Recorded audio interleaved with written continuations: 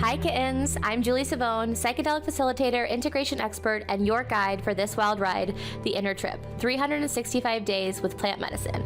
I've helped hundreds of people use plant medicine, primarily psilocybin, to heal, expand, and step into their next level. But this year, I'm taking it even deeper.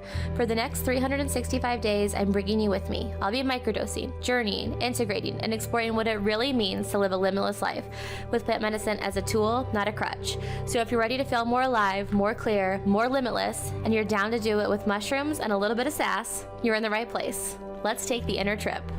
Hello, kittens! Today is a very special episode because I have my sis here. Some of you may have seen this post I made on Instagram. If you haven't, you can go find it. But the short or the long of it, sorry, I just got my lips done and my chin done. You can also go see the Instagram as well. It looks great. It looks great. It's a little new talking because I'm literally 3 days out, but and I call my sis. I do have a half sister. She doesn't like me, not because I did anything to her. She doesn't even know me. She likes me doesn't like me for her own reasons. But Ange and I had this crazy adventure 15 years ago, and since that point in time, I have really chosen Ange as my sister. I really feel like family, we hear all this shit about like blood is thicker than water, and like sometimes that is great and it works out, and sometimes like it's really important to choose the people in your life who you treat as family. And so I have definitely made that choice with Ange, and the reason I wanted her to come on today is because I feel like I present pretty similarly online to who I really am in real life, but I thought it would be cool for Ange to come on and ask me questions I don't know. Like, I have no idea what she wrote. It could be like, what about the time we murdered someone? Just kidding, that never happened. Or Sure. So I don't know what the questions are going to be, but I thought it would be fun for her to ask me questions and to just answer them truly, honestly, in the moment. I do get one pass. This is like Bravo. We're on like Watch What Happens Live right now. But yeah, my intention is just for you guys to get to know like who I am a little bit better, because she has been with me since I was literally 18, so she's seen so many different versions of myself. But anyway, Ange, thank you so much for being here. I'm so excited. Thank you for having me. Yeah, we literally have grown up together realistically because I feel like you don't really start living your own life until you get to be like past 18. So I feel like you're totally right. Like we just keep choosing each other and like every phase of life, which is really fun. So I'm really excited to ask you these questions. So I have 12 of them. So Ooh, okay. I'm so excited. But yeah, I mean, right? That's what we think about relationships. Like any relationship, a friendship, a romantic relationship, it is a choice, like to keep choosing each other again and again and again. And I'm so happy that we choose each other. oh, I love you so much. You're my you're my sis for life. Okay. Okay. So I feel like this is a good segue for this one. So I said we have been friends for almost 16 years now, but the mass majority of our relationship has been long distance. What would you tell someone who is really struggling with their friend being so far away and wanting to stay close and show up for them in ways that they can? Damn, I knew you were gonna make good questions, but these are some good freaking questions. Okay, let's see. Long distance friends. I mean, it is a commitment, right? Like it really is comes down to you choosing, because it's easier when you live, 10 minutes down the road for someone to say like, "Hey, do you want to go to happy hour and grab a drink, or do you want to go for a walk?" Or, "Oh my God, like, I haven't watched this Housewives episode. Do you want to come over?" And when there isn't that ease, it really does become a choice. And I also think that's when you see, are these friendships where both people are going to choose it, because it also can be a one-way street. If it's long distance, it's easier to kind of have a passive friend if you're both in the same place. So I think you see who's really in it with you, who wants to choose to be there with you, and that honestly, I think the time together becomes more meaningful, whether it's like catching Yeah, up on a phone call or like you actually see someone, because like I don't know. Not that I don't know, your in-person friends in Dallas, and sometimes I hear about stuff that's happening, but it's not kind of like the daily, I don't know. I don't want to say drama because it's not drama, but like the little ins and outs of your day. It is like the more important themes of life. And it's yeah, got to be someone who can really hold that down with you. for sure. And you've always been really good about that. So, and I feel like a lot of it too is like if I'm having a bad day, sometimes I can't show up for you and it's hard because we're far away, but like there's still that give and take with everything. So Love I it. think you're the one who's really good at holding. You're like the queen of long distance relationships. If I decide someone's my friend, they're my friend. It doesn't matter what they say. Okay. So another thing, a little bit about us is we both grew up really close to our grandparents, which was Mm. something that really brought us together. We actually have the 10-4 tattoos because of our grandpas. What was your favorite thing about having them as such an intricate part of your life growing up? As like another level of grandparents. I Like thought they you weren't said like the typical grandparents. tissues. Huh? Aw. You told me I didn't have to get my tissues. I didn't know this one was gonna make you cry. Oh wow. I mean, I think for both of us, like we obviously have our parents, but having grandparents that were like that close to us became like another set of parents for both of us. Yeah, Um, and I also feel like both of us like were our grandparents' favorite actually, which is something I've never really thought about. But we were. it's like favorite. Shout out, Brian, if you're listening. Sucker.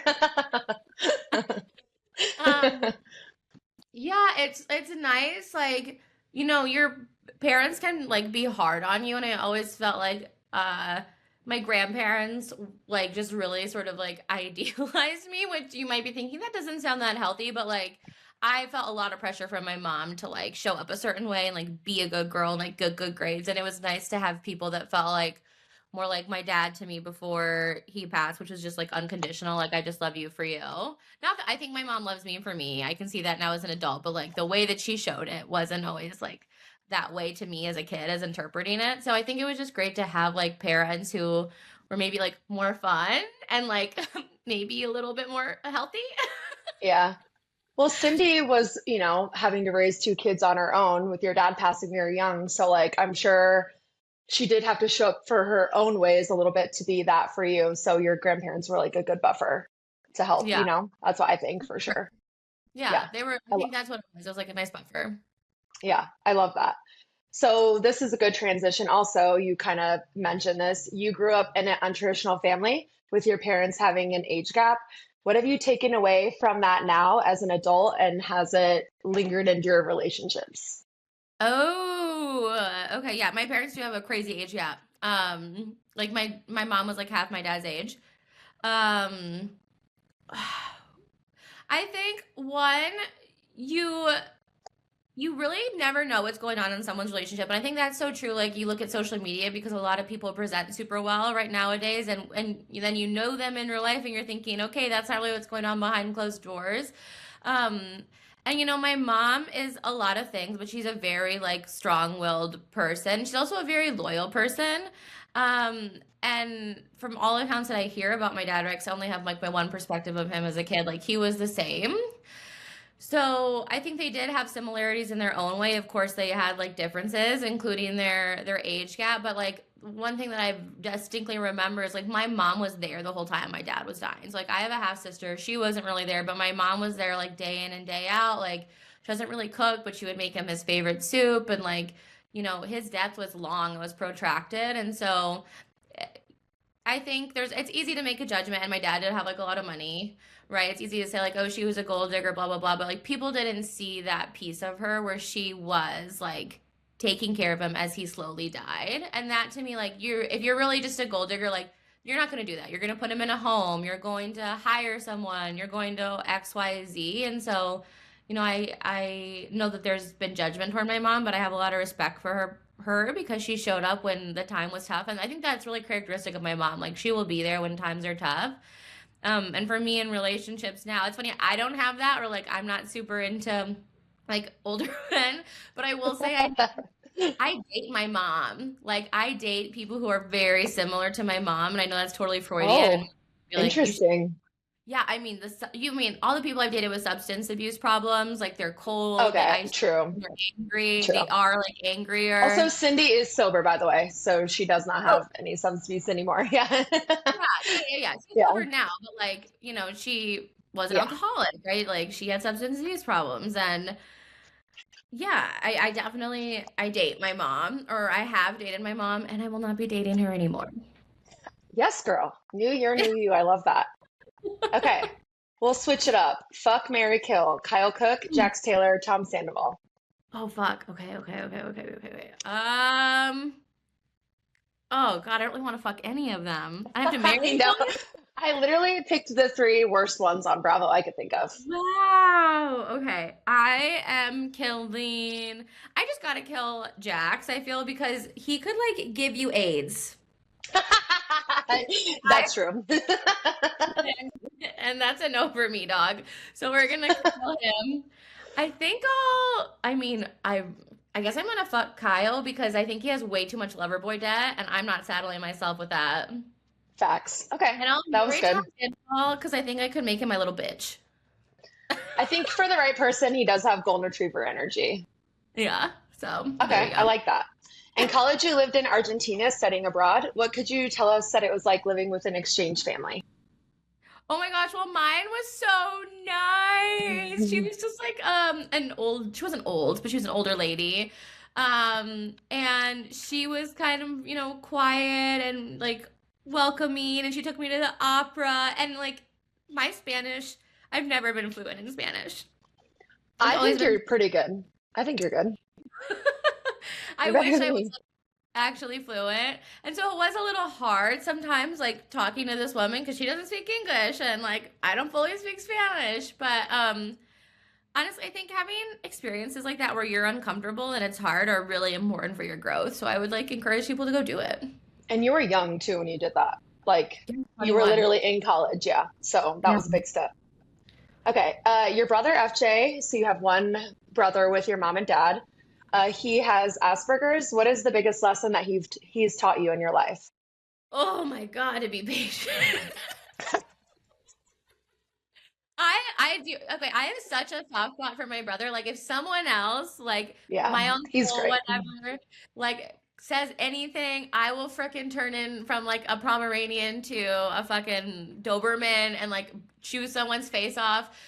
But it's also like I am the one who lives with him and he really does test my patience. Hmm. Because like there's the qualities of Asperger's, it's like kind of their way or the highway. And uh, the, yeah, they're aware of the highway, and it's not like from a place of like Jax Taylor energy.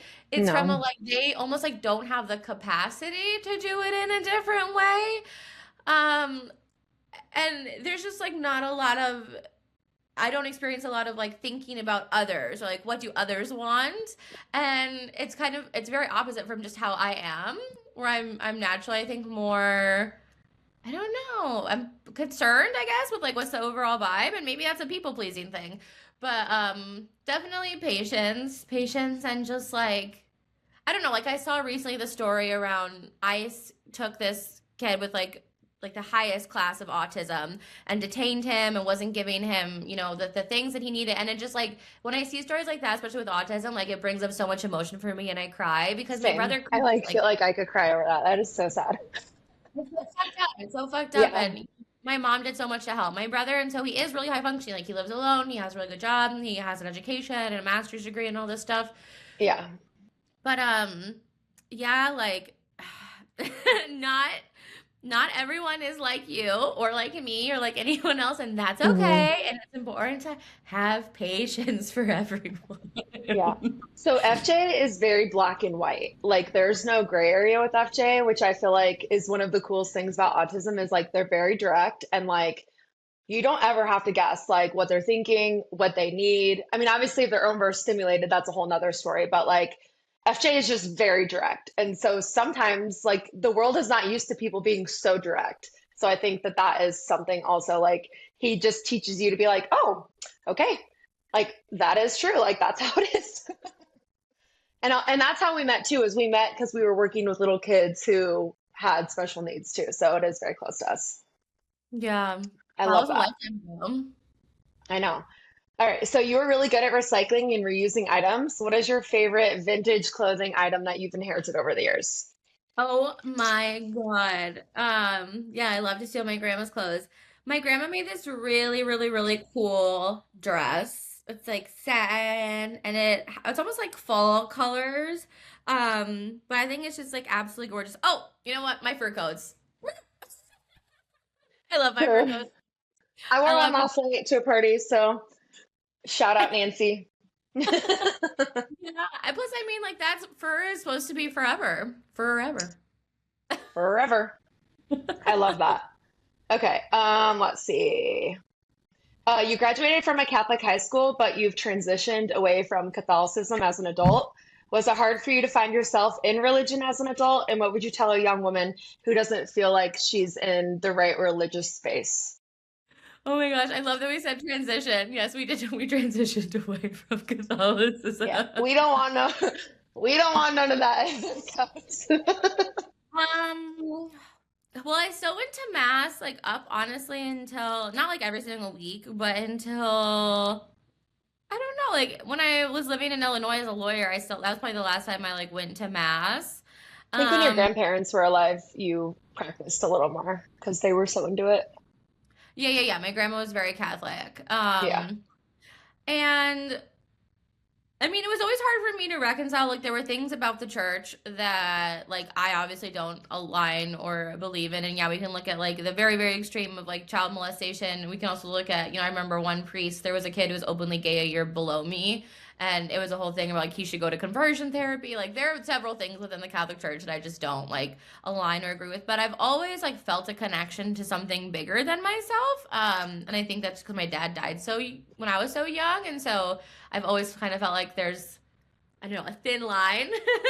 The veil Hmm. is thin between like this world and the next one. I'm like, I think there's something more out there.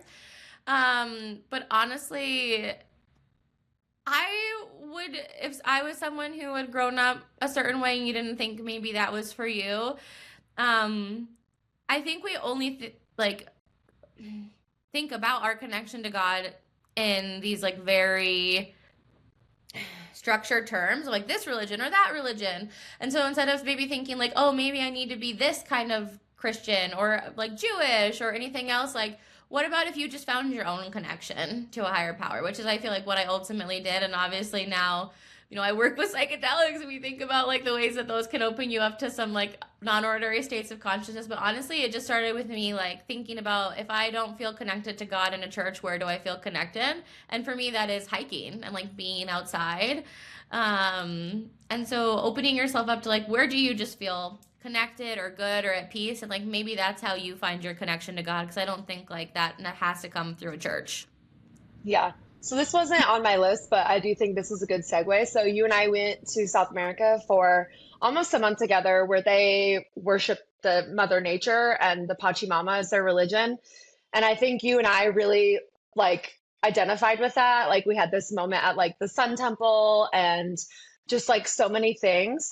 But I also remember like every really cool town that we went to, you would always go into the cathedrals or the churches and you would still pray. So it's like you can still practice those types of things and be in a church if you want, but you can also experience it outside. And like, that is good. I agree. Like basically what I'm saying is that I agree and I've like seen it firsthand because you can do both. I've seen you do both. So Yeah. I mean, one thing that I think is cool about like Catholicism is like mass is always the same. So even if I went to like Vietnam and I can't speak Vietnamese, like I know like kind of where we're at because it's the yeah. same in every single place versus like I don't know, Baptist or Hmm. Ecclesiastic is a book in the Bible. I can't think of what I'm trying to say now. Episcopal or there's all these different kinds, right?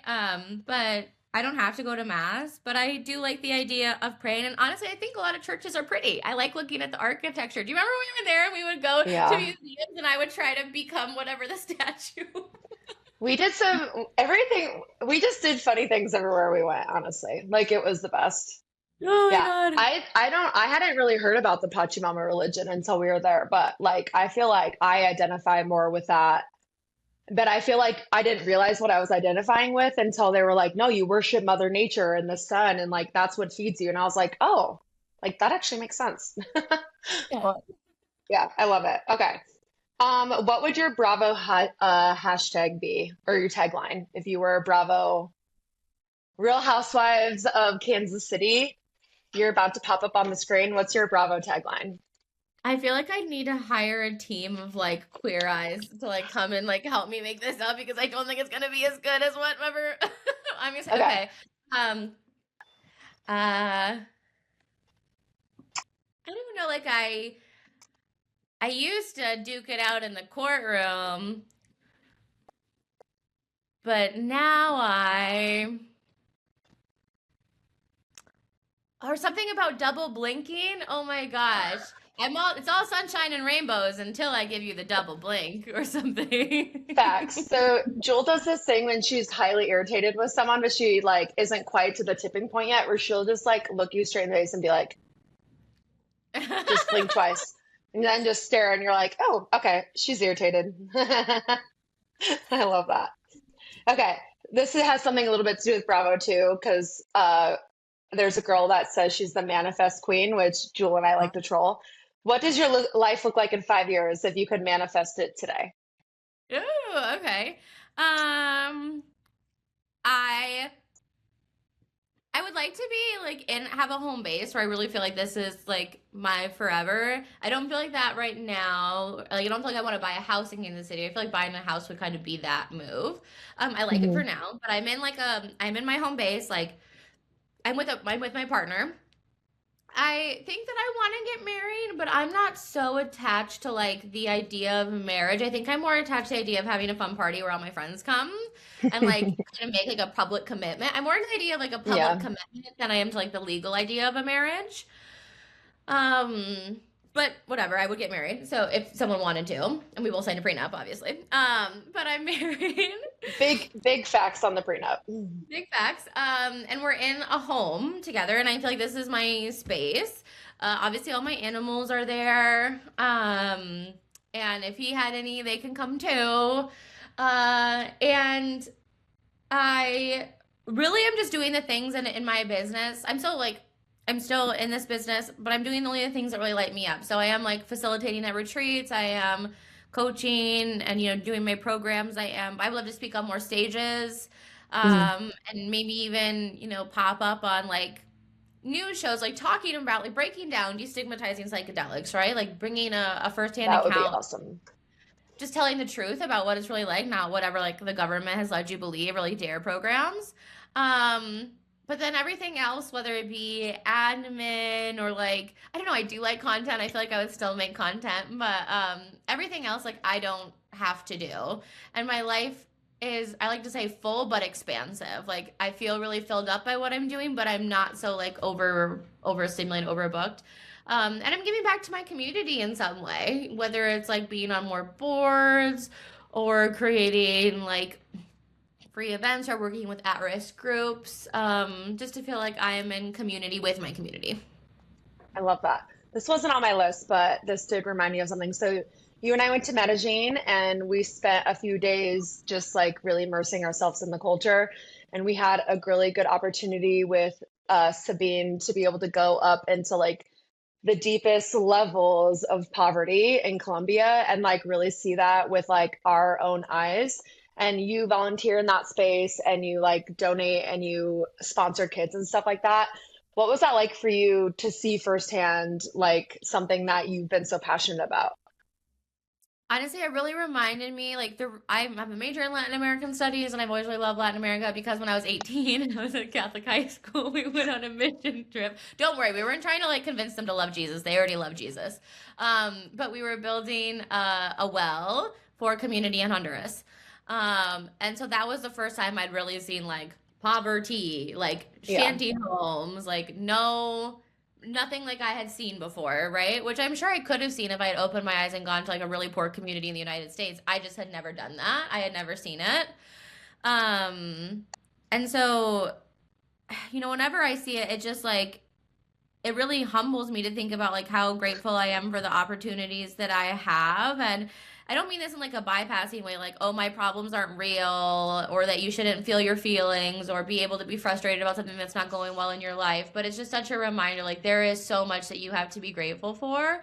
And I always think it's such a beautiful like mirror how grateful like people are in those communities for things like water, clean water, or for things like after school assistance or school in general, because not everyone has the opportunity to have an education. So I'm not saying don't like you can't get frustrated about stuff that's going on in your life, but remember like people people are praying for the things that you have, and people would be overjoyed at the things that you have. So yeah, I'm sorry that you got cut off in traffic, but like Becky, there's bigger things going out on out there. Yeah, that's how I felt too, was I was like, everything that I've complained about up until this point in my life is so irrelevant. Like, I remember seeing a little boy like putting toothpaste on his toothbrush, brushing his teeth, where he was like so excited because like when was the last time he brushed his teeth? And then he was like washing his hair with like the same toothbrush, right? And then he's excited about that. And I was like, whoa, like no one in America would even do that, right? Like if someone did that, people would be like, ew. But like that poor kid, like that was the highlight of his day was he got to brush his teeth and wash his hair. Like it's just crazy. Like I've never experienced anything like that before. It was very life changing. Yes. Okay. You have accomplished so much in your short 33 years of life. If you could go back and talk to 10-year-old Julie, what would be the main things that you want to tell her? Oh my God. Woof. It gets better. Yeah. It gets better. Yeah, I had a really hard time after my dad died, kind of up until like maybe 5, 7 years ago. Like it was tough. Um, and God, I mean, there's just so much like I really struggle with my weight after my dad died. And I really believe everyone's doing the best they can with what they had, but my, I think it was around the age of 10 where my grandma had done this thing. I can like see it happening where she had like paid me. She said she offered to pay me to lose weight. And that is like a memory that has stuck with me. Like it just I really feel like I have some body dysmorphia. I know that like I said I just got worked. It's not so much like my face. It's like my like I feel like I've always thought that I was not thin. And I look back at pictures like 5 years ago or 10 years ago. And then I definitely gained some weight after knee surgery. And I was like, oh, I was so thin then compared to Hmm. what I was then. And now I'm in the process of, it's not like my goal necessarily to lose weight. It's to make my knee feel better, but I am losing weight in the process and just realizing like, I don't think I've ever had a super honest idea of what my body is like realistic. And I think it's because I just have such a messed up body image as a child. So, well, first of all, telling her like, hey girl, like, you are not your weight. Like, yes, it's important to take care of your body. You only get one body, and like that's what's going to help you live your life. And so love it and take care of it. But like you are so much more than whatever numbers on the scale. And I probably wouldn't say like this exactly to a 10-year-old, but like what happened to you and like what is happening to you with your weight is fucked up. Like that's not normal. That's not nice. I know like, grandma's a really nice person, and I think it's just misguided. I really think she's doing the best she can with what she has, but like you're totally fine. Um and yeah, I mean it's hard. That was like a really core memory that really like it fucked me up, and it continues to fuck me up into this day. Yeah. And I'm sure that's hard too because like both of our grandmas were like, she did not mean that with ill intent towards you. Like she loved you more than anything in the world, but like she had her own body issues that she was going through and like she just didn't want you to turn out like that. And I feel like that's the whole thing about generational trauma, right? Is like she can only work with what she knows and then she's passing it on to you because she loves you so much, but she's not trying to hurt you. But it's like those are things that last for forever. Because I remember my grandma would do the same thing, like, do you really want two cookies? But then it's like, yeah, but then it's like at the same time they're like offer like they're the ones that have cookies in their house all the time. You know what I mean? So it's confusing when you're a little kid. You're like, yeah, I do want two cookies. Yeah, Yeah. Yeah, you're right about the generation. That's why I love like when I get to work with moms because, you know, we are all doing the best we can with what we have, but if we were raised in fucked up circumstances, we're going to put those fucked up circumstances onto our kids until we learn different. for sure. I love that. Okay, so I got one more.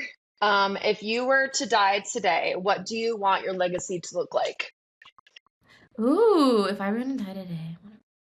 Honestly, I would love my legacy to be around joy, like remembering that yeah, life is hard and life is tough, but like there is so much capacity and room for joy, and around letting go of shame and guilt because I think we all carry shame and guilt toward things that have happened in the past, and I know that that's not it doesn't help anything. It's not making the situation better. And so if we could let that go, I think we would just all be in a lot better place if we stop judging ourselves and others. Like, oh my gosh, and others. Like, no one, you don't have the magic formula for how someone else should live their life, period. So stop thinking that you do. For real. Yeah, the let them theory is big. That's for sure. Yeah. Yeah. Those One are the thing. ones I have written down. Obviously, I could come up with more if you really wanted me to, but those are the ones that I had written. So, Oh my God, I love it. Thank you so much. This was so awesome. yeah. Do we have time? Do you want me to come up with some more, or are you good with those? Yeah, here's a couple more. Let's see. Okay. So, let's see. What was your favorite thing about hiking Machu Picchu? On it, okay, I think I told you this, but like when I was little, actually, it was right after my dad died. Nancy's my godmother and my mom's best friend, and she rented out the penthouse in the Hilton in Yeah. Chicago. And we went, and I was like, I was that kid where after my mom would go to sleep, I would watch shit I wasn't supposed to on TV, not like porn, but like the X-Files, and just like Yeah. scare the shit out of myself. And I'm watching this documentary on the History Channel. I like scary stuff, I guess, where they were talking about how this girl had been a sacrifice, that like an Incan sacrifice, um, and they had like hit her on the head with something, and she had been frozen, and they found her body, and so they brought this mummified like girl out on TV, right? And I'm just so interested, like the Incas, what? Yes, what a weird thing for a 6-year-old to be so obsessed with, right? But I have this very core memory of learning about the Incas that way. So it was wild for me to be hiking Machu Picchu and be like, she could have been sacrificed here, or Yeah. We which is literally hiked the original Inca trail into Machu Picchu. So like when she's saying this like Inca child got sacrificed, like we had a private guide, like it was just us three, like out in the middle of nowhere. So like yeah, those were the places where people get sacrificed for sure. crazy though that like they like back in the day would have run like 70 miles up and down these mountains, like the runners or whatever, the messengers. Yeah. The coolest thing was like, we started and then these men who like carry people's bags had came up or whatever and they were coming behind us. But our guide, do you remember what his name was? I don't Angel. remember. That's right. Okay, yeah. He was like, yeah, the reason why these like paths are the way they are is because back in the day, if like danger was coming, you could see it because they would have their lights and blah blah blah. So like people would run and like yada yada yada. And it's crazy because like they haven't changed like the infrastructure of anything.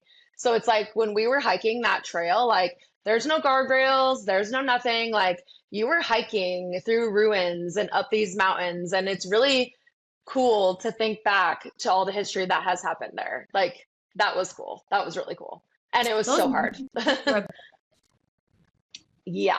Like the monkey stairs were something that will haunt my dreams. And Angel was like, whatever you do, don't stand up because you'll fall backwards and you'll die. And I was like, okay. I was so much scared of that damn swing though. Oh, that swing did not scare me. No. I Yeah, was ready to die. Like I was ready to meet my maker. that's a fun thing about South America is you could do anything for like $5 American and you don't have to sign a waiver. They're like, have fun. What's fun about it? I was like, this is dangerous. Who signed off on this? So funny. What was your favorite thing about being so close to the Amazon? I know that was like transforming for you in your business because like you are saying you're so connected to the outside. And I remember this moment specifically. We took a bus to Banos, which to me Oh, felt like the real life version of Jurassic Park. Like it was one of the prettiest places. yeah. And we had this young man and his friend, they were our guides. And they just were kind of taking us and doing whatever we wanted. But I remember we went canyoning, which was really cool. And then we had this moment before we were going to walk back and they were like cleaning all the gear. And we were just looking around. And like, I remember that was a super transforming moment for you. Like, what was that like? First of all, I mean, there's nothing like it. Like, yeah, you can watch Jurassic Park, or I'm trying to think of another movie, but like you see it, and they do literally call it one of the doorways to the rainforest. Like, it's The massive. mouth of So the Amazon. It was crazy. it's so Yeah. big, right? And it's so much green, and they call like the Amazon like the lungs of the earth. Like, there's so much. that when we tear down the rainforest, like we're killing that part of the earth, we're killing our air because the more trees, like the cleaner your air is, right? Like we want plants, we want that life, but it almost felt like I was breathing with the earth. I know that sounds fucking kooky. I was not on drugs. I don't even think I microdosed that day. I was just like, this is so I love being outside in nature. I feel very connected there, and it felt like I was breathing with the earth, and it was so cool. Yeah, that really opened up like a whole new realm for you for your business. I remember it like sparked something in you and you were like, I got this. Oh yeah, I think that it's like I think the download that I had in that moment is, we want the thing and we do the thing and we go experience the thing and then it's on to the next thing. Like, do you really take a moment to just like connect with where you are right now? And even in the small moments, even in the moment where you're like, I don't know, like, oh, like my little, I feel like I can do this really easily with my animals. Lou is down below me right now, but like you look at your animal, you're just like, oh my gosh, like I love this little creature so much and like what a gift it is. And sometimes, yeah, does Choopy annoy me? Yes, he does. But like, then I look at him like, you're such a little gift. And just to be connected to what is good right now and that like the moments you're having, even the small moments are like a lot of the moments that you've asked for and like what a good life, to live.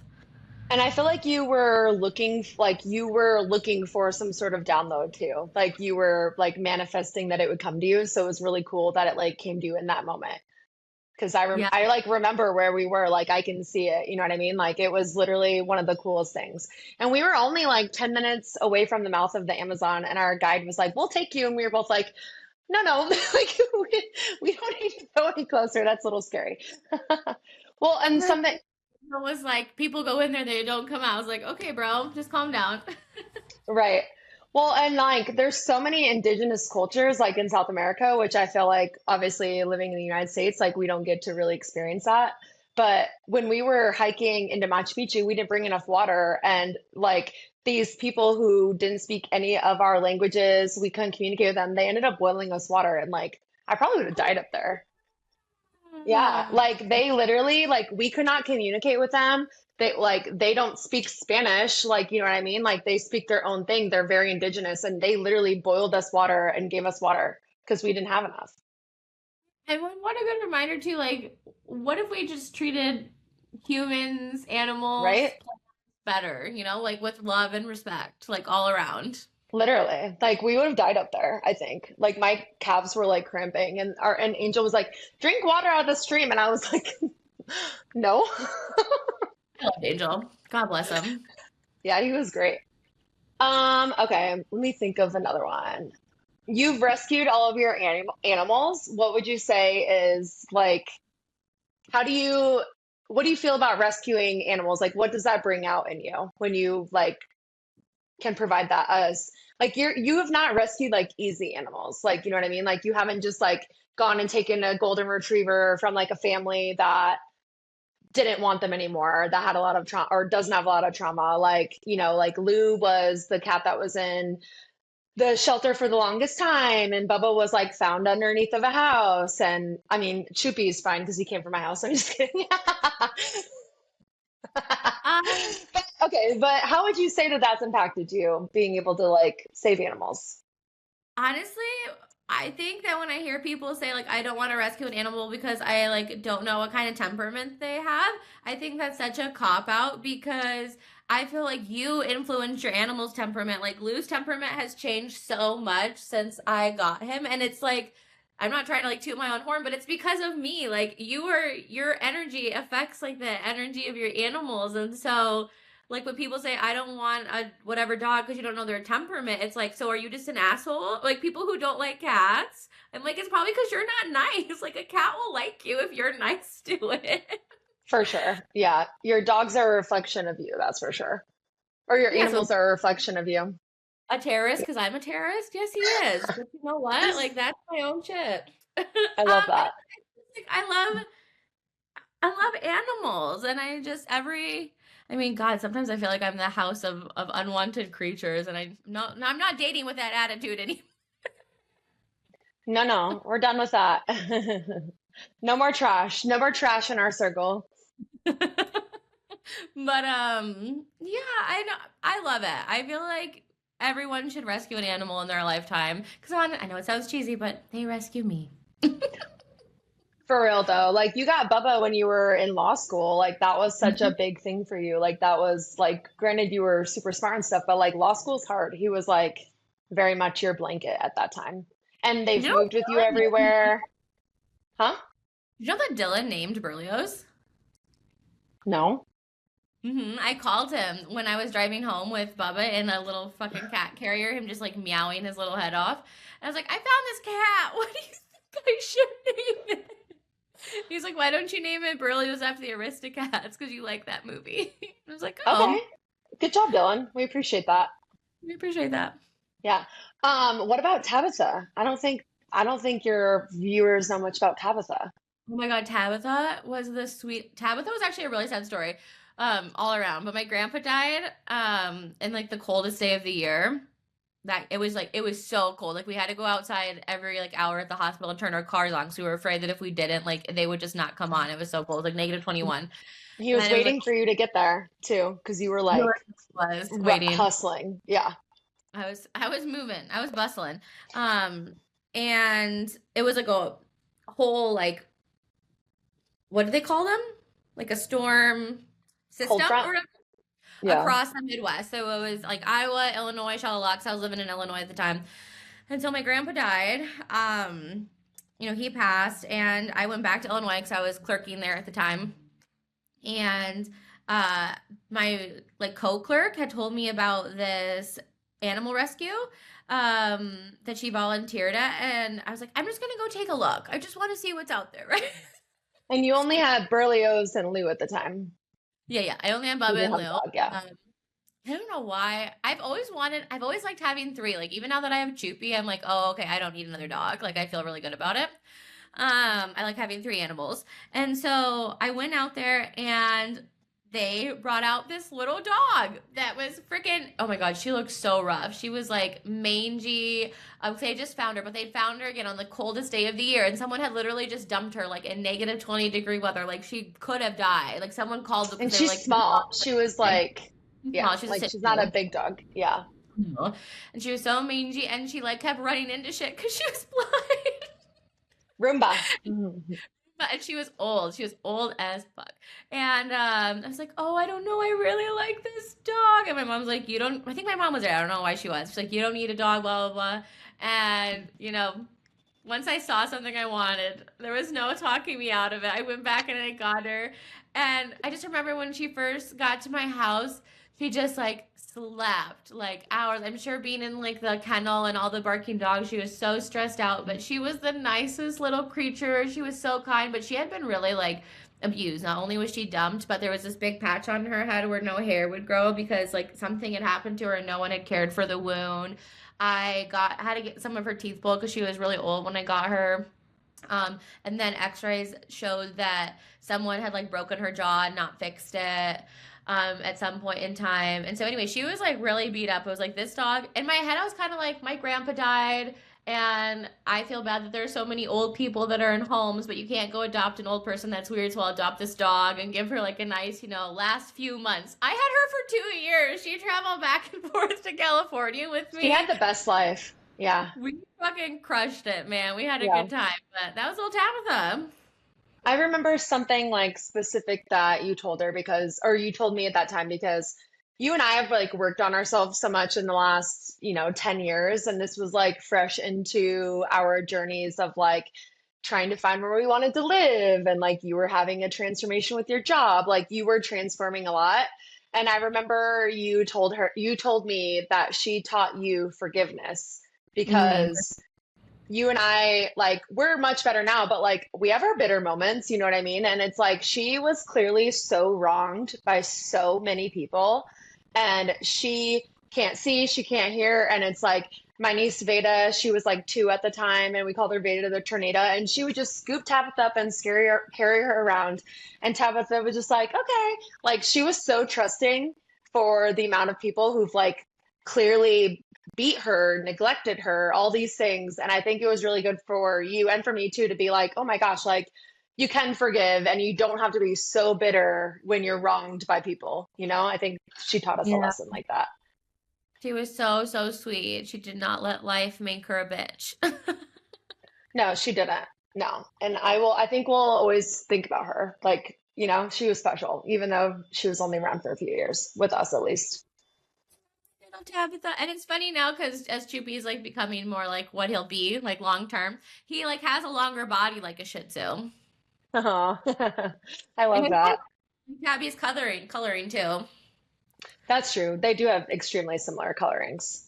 I love that. Choops is a little, he's his own tornado. Yeah, he is. Yeah. Do you have anything else you want the viewers to know about you? What would you say? What would you tell someone who didn't know me about me? If you had to like describe me to someone who didn't know me. I would say that you are very self-secure with who you are and you lead with like your intentions and you are very honest with that and you don't just do things because you're supposed to do it. You know what I mean? Like you've always led with like integrity and being kind and you've like always shown up for me. Like and you were saying too like you don't have a sister. Well, I have five siblings and like you have always been more important to me than all of my siblings combined. So it's like, I think that I would say that you're very loyal, you're very kind, you're so hardworking, you have so much perseverance. I'm not good with words, but basically, you've had very big obstacles, but you've always overcome them and you always do it with such grace. And I've always loved that about you. It's like you don't let something small like knock you down. Like when you were in San Diego and that guy was crazy with the Airbnb, like that could have deferred your entire experience of living in California. Like most people that would have completely derailed them, but like that's not how you operate. Like you take like big things and you don't let them stop you. I love that about you because you're so determined, but I love that you're always just so loyal and consistent because I feel like consistency is hard to find like in a friend. And it's like I always know that like if I call you, you'll always be there for me. You'll always pick up the phone. You will always communicate with me like if you're happy or if you're not happy. Like I don't have to guess how you're feeling about me. And like that's a big thing. Like I love that though. Like I don't want to tiptoe around my friends, you know what I mean? And I feel like you are like the epitome of a really, really, really good friend, daughter, sister, boss. Like you are top notch at like all the things that you do. And I just like, you are. And I just like, yeah, I love literally everything about you. I do. Can someone clip this for me and make it a ringtone or like my alarm in the morning? Thank you. Your alarm will be like, I love everything about you. I love everything about you. Thank you. That really means a lot. Thank you so much. I love you so much. Yes. I'm so grateful that we found each other on this crazy journey called life. Yeah. I Every love that we every lifetime.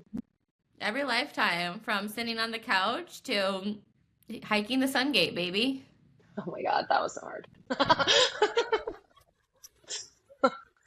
I will say though, that is something that I love about our relationship is like we spent a lot of time with our grandparents when we were young. I mean, like the two of us together. Like I just sent you that photo the other day of like you studying for college, like in my grandparents' living room. You know what I mean? And it's Yeah. like we would go and like have dessert with your grandparents, like in their kitchen. And like, so people may look at us or they may look at social media and they're like, oh my God, like they've traveled through South America together, or like they ring in the new year in like Chicago or like they've done all these things. But like my favorite memories have just been like the foundation that we've built like with the simple things in life, you know? Falling in bushes, telling your dad I thought his son was so hot, now thinking he's an asshole. Yep. Yeah. We'll double down on that part. The thing is that my dad would probably choose you over all the rest of his kids, so it's fine. Shout out Otis. Shout out Otis. He's the real one. He is. God bless him. He's so And cute. you are the only person who's ever like cracked his shell in regards to his emotions outside of me. So that is a big thing for you. Yeah. And this is another thing that people don't realize is like my brother died in a very terrible accident and it caused like a huge ripple effect on like every single person in my family.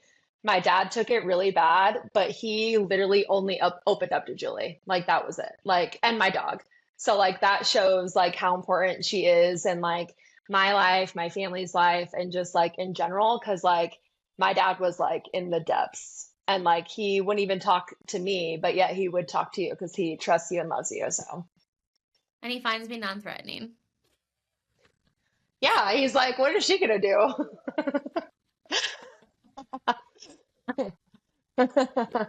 Yeah. Oh my No, God. you always show up for the people that you love. That's for sure. Like I would never have to guess that you wouldn't be there for me. And that's something that Aw. I don't think a lot of people have friends in their lives that they can say that, you know? Like every time I've called you and something terrible was happening, like you've always showed up for me. Or like even the little things that I'm excited about, like, like you also lean into those. So yeah, I'm just very grateful to have you as a friend, that's for sure. Right back at you. I realize that too as I've gotten older that not everyone has friends like that, and that makes me sad for people. Right. But it's work, and that's the thing. Like, like that comes back to the whole thing about friendships and being long distance. Like, you and I only had like a time together for what, like a year, maybe? We lived in the same place. Like, it was not long. And then because I moved, because then Oh. you went to WashU in St. Louis, and then by the time you graduated, I was already in Oregon. So like our overlap was really, really, really small. Yeah, we've never really lived in the same place. No, we We lived in haven't. one We've always lived summer. apart. Yeah, we maybe lived in the same town for like a year, if that. Yeah. There's a lot of Four Loko consumed in that 1 year, though. No more for Loco. I'm done. Fine. Yeah. No, that was the cornerstone of our relationship though, was like anytime something fun would happen, we'd be like, do you want a Four Loco? Like who says that? The watermelon ones. Yeah, those are good. I liked the watermelon one. I liked the fruit punch one too, but the watermelon was the best one. My body never liked them, but I like them. No, shout out Four Loco. Give us a sponsorship. Please sponsor this podcast.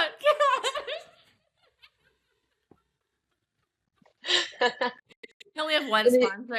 It's Four Loko. And hopefully Casey's. My God, you know how much money we spend at Casey's? We could get Casey's to sponsor us too. Oh, I want some breakfast pizza right now. Yum. Yeah. Well, Yeah. thank you for coming on. You're seriously like had the best questions in the entire world, and thank you so much for all of your Oh, kindness. yes. Of course. I love you. Well, I'm welcome. I'm booked. I'm ready to be booked anytime for your podcast. I'm welcome back. Bring me back. I'm ready. Okay, kittens. Well, for your integration, if there's someone who means a lot to you in your life and maybe they don't live close by, it's just send them a quick message. I mean, call them ideally, but send them a quick message and just like tell them what they mean to you, or tell anyone, right? Like tomorrow isn't given. You don't want people to guess about how you feel about them, and like it'll make a huge difference to them. Or write them a letter. You and I were good about that when we were young too. Like if Yeah. you have a hard time expressing your feelings, or if you feel like you want to tell your friend something, but you don't know how it's going to be reciprocated, write them a letter. Like everyone loves a good letter. Write them a letter and then change your identity and move to a new country so they can't get back to you. I'm just kidding. When you were young, you used to do that to boys. Remember, you'd write them a letter and like get it off your chest. When I was young, I still do that. Okay, true, but you really used to do it when you were younger. I And then that's Yeah, and then block. Yeah, and you'd be like, you don't need to respond, don't worry. Block. I just left with and go fuck yourself. No opportunity to respond. Now that I've got everything off my chest, go fuck yourself. I'd still be doing that. What are you talking about? I know, I love it. I'm ready one to shoot me right now. I'm just kidding. Hey, don't talk about my baby like that. I'm just kidding. He looks so cute with his new haircut. I love that. I know, he's my little tornado. Yes. Well, I love you. Thank you so much, guys. And we'll catch you on the next one. Bye. That's the end of today's trip. But remember, the real magic has always been inside of you. If this episode landed, send it to a friend who's ready to step into their next level. And make sure you're following the show so you never miss a dose. I'll be back again soon with another day on the path to your most limitless life. And until then, trust yourself, follow your intuition, and keep asking, how good can it get?